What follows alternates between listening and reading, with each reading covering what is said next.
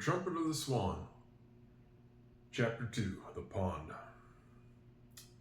The pond Sam had discovered on that spring morning was seldom visited by any human being. All winter, snow had covered the ice. The pond lay cold and still under its white blanket. Most of the time, there wasn't a sound to be heard. The frogs were asleep. The chipmunks were asleep. Occasionally, a blue jay would cry out, and sometimes at night, the fox would bark, a high, rasping bark. Winter seemed to last forever. But one day a change came over the woods and the pond. Warm air, soft and kind, blew through the trees. The ice, which had softened during the night, began to melt. Patches of open water appeared. All the creatures that lived in the pond and in the woods were glad to feel the warmth. They heard and felt the breath of spring, and they stirred with new life and hope. There was a good new smell in the air, a smell of earth waking after a long sleep.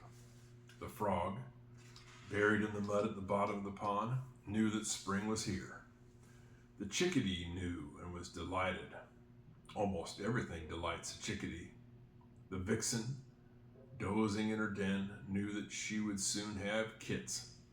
Every creature knew that a better, easier time was at hand, warmer days, pleasanter nights. Trees were putting out green buds. The buds were swelling. Birds began arriving from the south. A pair of ducks flew in. The red-winged blackbird arrived and scouted at the pond for nesting sites. A small sparrow with a white throat arrived and sang, "Oh, sweet Canada, Canada, Canada." And if you had been sitting by the pond on that first warm day of spring, suddenly, toward the end of the afternoon, you would have heard a stirring sound high above the air, a sound like trumpets. Coo-hoo, coo-hoo.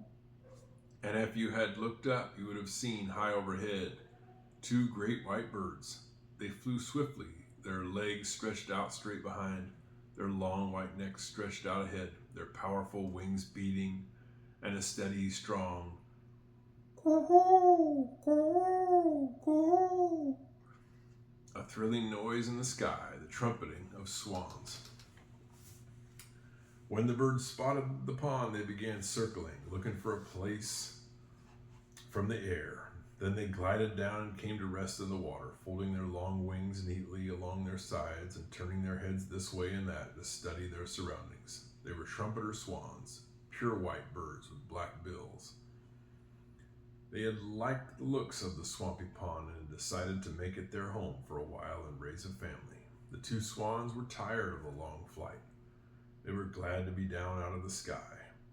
They paddled slowly about and began feeding, thrusting their necks into the shallow water and pulling out roots and plants from the bottom. Everything about the swans was white except for their bills and their feet. These were black. They carried their heads high. The pond seemed a different place because of their arrival. For the next few days, the swans rested. When they were hungry, they ate, and when they were thirsty, which was a lot of the time, they drank. On the 10th day, they began looking for a place to build their nest. In the spring of the year, the nest building is uppermost in a bird's mind. It's the most important thing there is. If the female trumpeter swan picks a good place, there's a good chance of hatching her eggs and rearing her young. If she picks a bad place, she may fail to raise a family. The female swan knew this, and she knew the decision she was making was very important. The two swans first investigated the upper end of the pond, where a stream flowed in. It was pleasant there with reeds and bulrushes. Red-winged blackbirds were busy nesting in this part of the pond, and a pair of mallard ducks were courting each other. Then the swans swam to the lower end of the pond. A marsh was there with woods on one side and a deer meadow on the other. It was lonely there. From one shore, a point of land extended out into the pond. It was a sandy strip, like a little peninsula, and at the tip of it, a few feet out into the water, there was a tiny island, hardly bigger than a dining table. One small tree grew on that island. and there were some rocks and ferns and grasses. "Now take a look at this," said the female swan as she swam around and round. "Coo-hoo!" replied her husband, who liked to have someone to ask his advice. The swan stepped cautiously out onto the island. The spot seemed quite made to order, just right for a nesting place.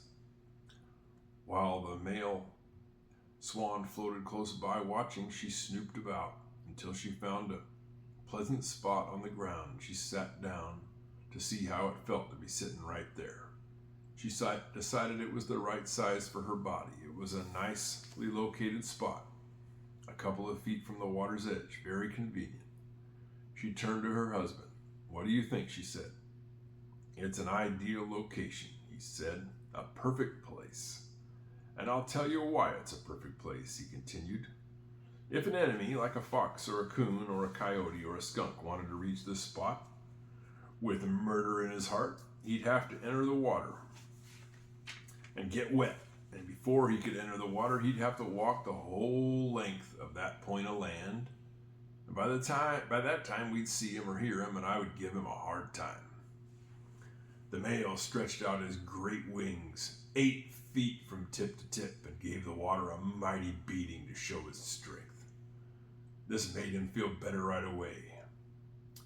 For when a trumpet or swan hits an enemy with his wing, it's like getting hit by a baseball bat. A male swan, by the way, is called a cob. No one knows why, but that's what he's called. And a good many animals have special names. For example, a male goose is called a gander, and a male cow is called a bull. A male sheep is called a ram. A male chicken is called a rooster, and so on. Anyway, the thing to remember is that a male swan is called a cob. The cob's wife pretended not to notice that her husband was showing off, but she saw it all right, and she was proud of his strength and courage. As husbands go, he was a pretty good one. The cob watched his beautiful wife sitting there on the tiny island. To his great joy, he saw her begin to turn slowly round and round, keeping always in the same spot, treading down the mud and the grasses. She was making the first motions of nesting. First, she squatted down in the place she'd chosen. Then she twisted round and round, tamping the earth down with her big feet, hollowing it out to make it like a saucer. Then she reached out and started pulling twigs and grasses toward her and dropping them at her sides, under her tail, and shaping the nest to her body. The cob floated close to his mate, and he studied every move that she made. "There, now take another medium-sized stick there, my love," he said.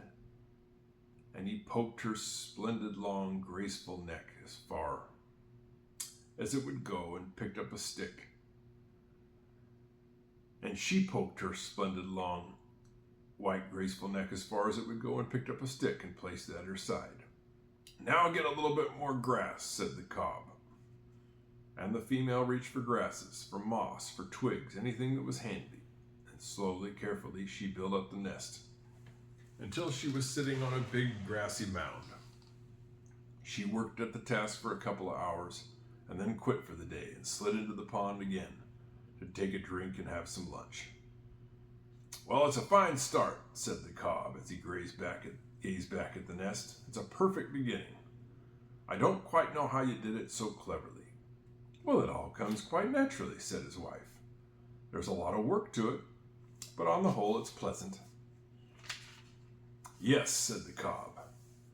"And when you're done, you have something to show for your trouble. You have a swan's nest, 6 feet across. What other bird can say that?"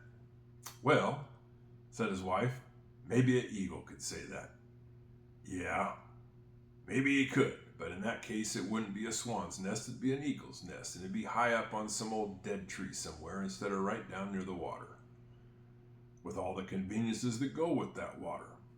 And they both laughed, and they began to trumpet and splash and scoop up water and throw it on their backs and dart it about as though they had gone crazy with delight.